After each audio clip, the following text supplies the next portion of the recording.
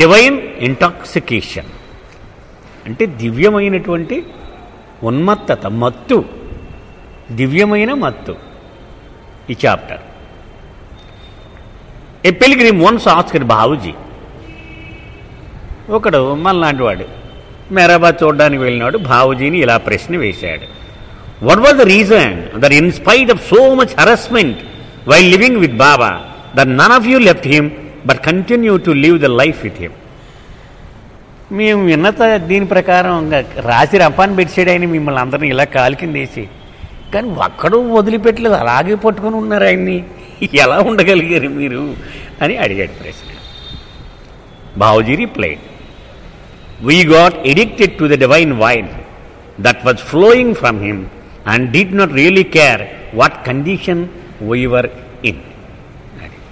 ఇప్పుడు ఇక్కడ brandy shop ఉంది గాంధీనగరం మార్కెట్ దగ్గర. అప్పుడు పొద్దుట ఇక్కడ అన్నదానానికి వస్తూ ఉంటే ఒకసారి 6-6:15 వస్తూ ఉంటే అప్పటికే మెట్లు మీద కూర్చొని ఉంటాడు, గడ్డం మాసిపోయి. అంటే రాత్రి అంతా తాగి ఉంటాడు, కానీ పొద్దున్న తెల్లవారులోకి అప్పుడే అక్కడ ఉంటాడు. వాడు ఎప్పటి నుంచి ఉంటాడో అలాగే తెలియదు. అలాగా బాబూజీ చెప్తున్నాడు అనమాట. మేము ఆ దివ్య మధువుకి అలవాటు పడిపోయి ఉన్నాం. మేము ఎలా ఉన్నాము, మా పరిస్థితులు ఏమిటి ఎప్పుడు పట్టించుకునేవాళ్ళం కాదు.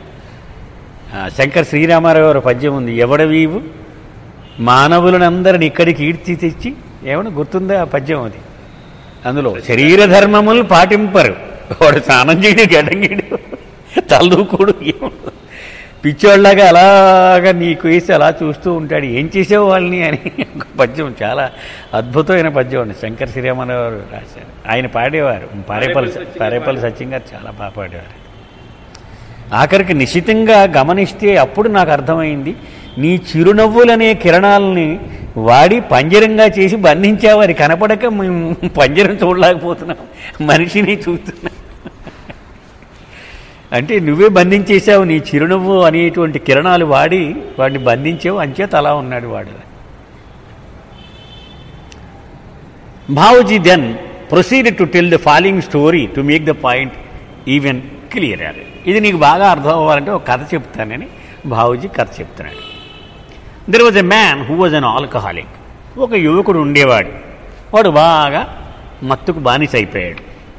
His parents were very unhappy.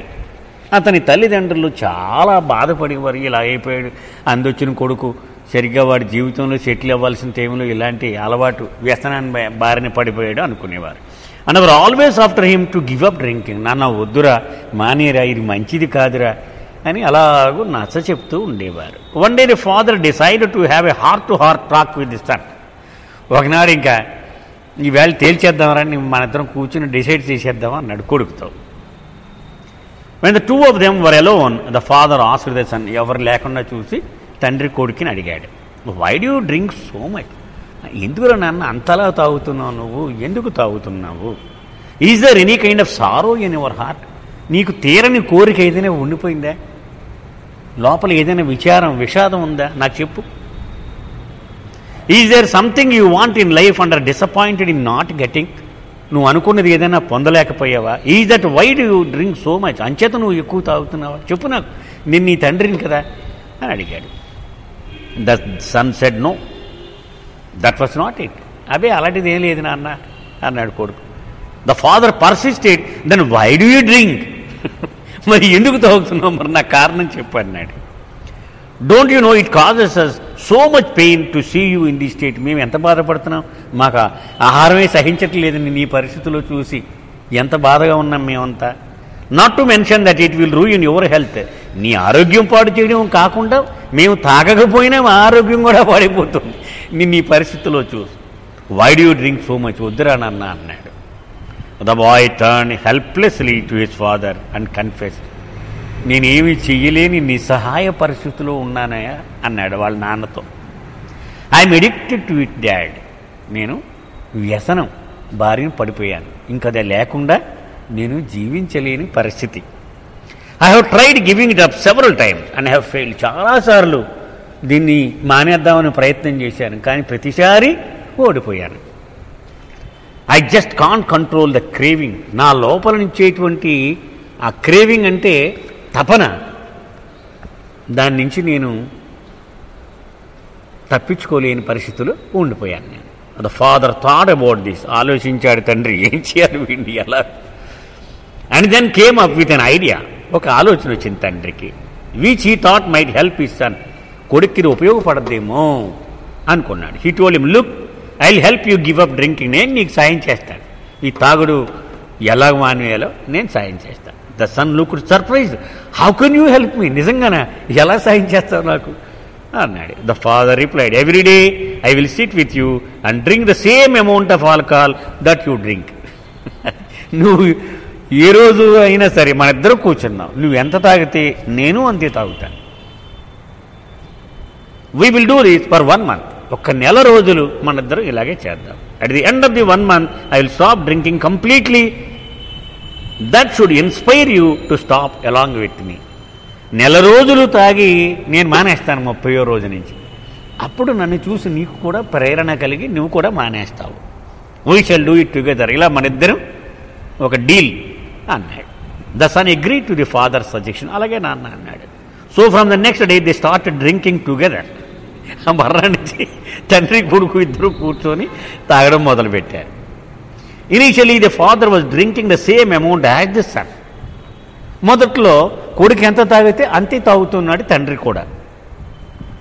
But as time pass the son notice that the father was drinking more than him and appear to be enjoying it.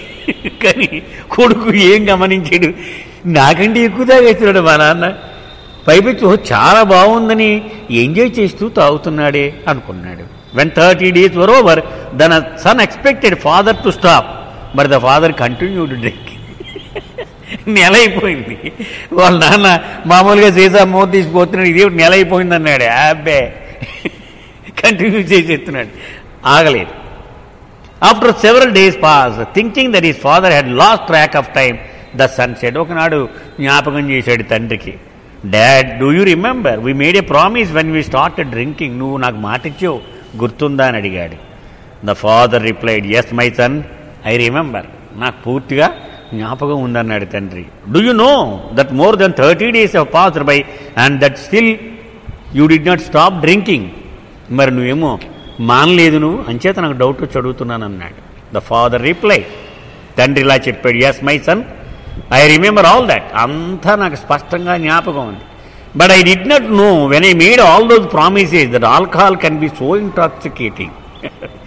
ఈ ప్రేమలో ఇంత మత్తు ఉంది, ఈ మధువులో ఇంత మత్తు ఉందన్న విషయం ఆ వాగ్దానం చేసే రోజున నాకు తెలియదు. So addictive and so much fun. ఎంత హాయిగా ఎంత మత్తు కలిగిస్తుందో నాకు అప్పుడు తెలియదు. Now that I know what it is, I have decided not to give up. ఇప్పుడు నాకు తెలిసింది ఇందులో ఎంత హాయి ఉందో, కాబట్టి ఇంక దీన్ని విడిచిపెట్టడం ప్రసక్తే లేదు. So if you wish to give up drinking you can do so. నువ్వు వదిలేస్తానంటావు, నీ ఇష్టం, but I won't give it up. నేను మాత్రం దీన్ని వదిలే ప్రసక్తి లేదన్నాడు. Babuji concluded, that is how it was with Baba. బాబాతో మా పరిస్థితి ఇలాగే ఉంటుంది. We got addicted to his presence and could not live without it. ఆయనకి మేము ఒక వ్యసనంలాగా ఆయన బారిన పడిపోయాం. ఆయన లేకుండా మేము జీవించలేని పరిస్థితి మాకు ఏర్పడింది.